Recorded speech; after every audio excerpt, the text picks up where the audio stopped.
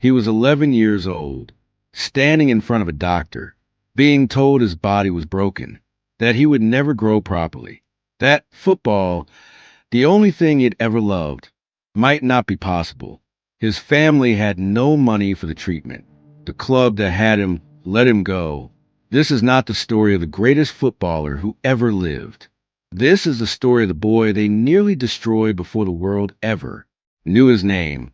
By the end of this video, you will know the growth hormone condition that threatened to end Messi before he started, the Argentinian clubs that looked at him and turned him away, the Barcelona scout who made a decision that changed football history, and the napkin, the famous napkin and what it really means.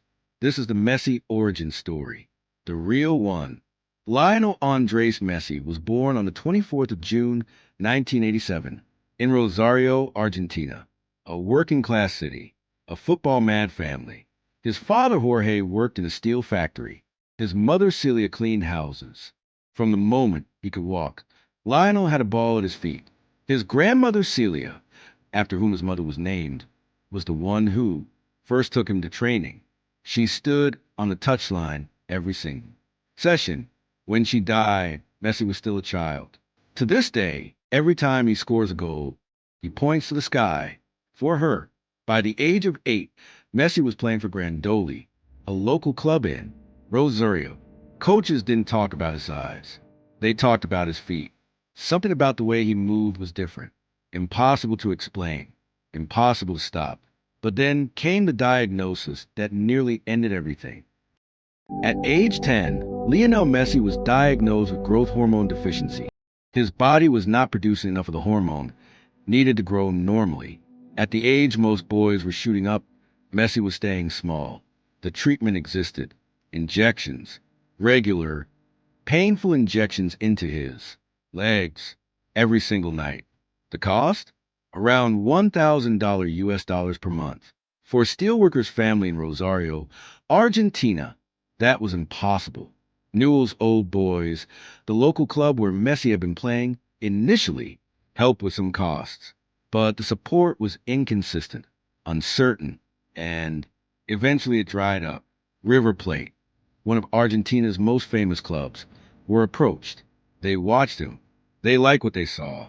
But when the subject of paying for his medical treatment came up, they walked away. Let that sit for a moment. River Plate watched Lionel Messi as a child and decided he wasn't worth the investment.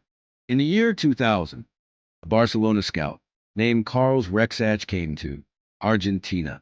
He had heard whispers, reports from people who had watched this small, quiet boy from Rosario do things with football that didn't seem physically possible. Rexach watched Messi in a trial session. He made up his mind within minutes.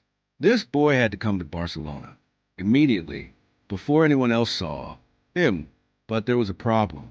Barcelona's board were hesitant. The boy was only 13.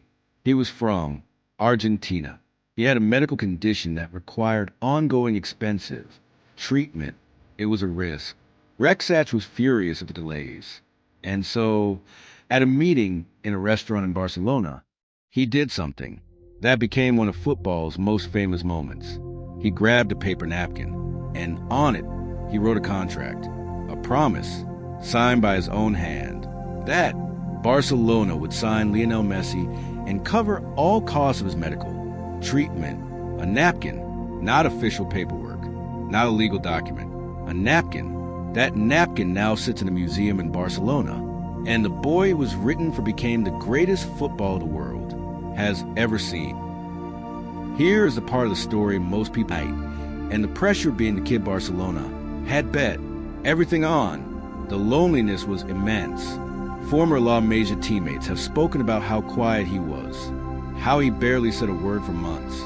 He communicated only through football, and even then it wasn't instant glory. There were coaches at Barcelona who questioned whether he was physically robust enough for elite football, whether the investment was wise. The injections continued until he was 14. His body eventually responded. He grew, slowly, but he grew. By 16, he was making his first team debut. By 17, he was scoring goals that made the world stop. But here is what history forgets. Every single step of that journey, from Rosario to that Napkin to La, Masia to the Camp Nou, was one decision away from never happening. River Plate said no. Barcelona's board nearly said no. His own body was fighting against him. The greatest player in the history of football almost didn't make it, not because of talent. He had more than enough of that, but because of money, because of bureaucracy, because of small men making small decisions about a boy they didn't fully understand. Lionel Messi went on to win everything. 8 Ballon d'Or awards for Champions Leagues, the World Cup, every record worth breaking, broken, but none of that was guaranteed. There was a version of history where the injection stopped, where Barcelona said no, where Messi stayed in Rosario, worked in a factory and grew old, wondering what might have been. The next time you watch him glide past a defender, the next time he scores a goal and points to the sky, remember the grandmother who first took him to training. Remember the doctor's office in Rosario. Remember the clubs that turned their back. Remember the scout who wrote a promise on a napkin, because greatness was never inevitable for Lionel Messi. It was fought for, injected for, cried for, and earned inch by painful inch. If this story moved you, if you believe football's greatest stories deserve to be told in full, subscribe to Football Untold. A new story drops every week. And trust me, you haven't heard anything yet.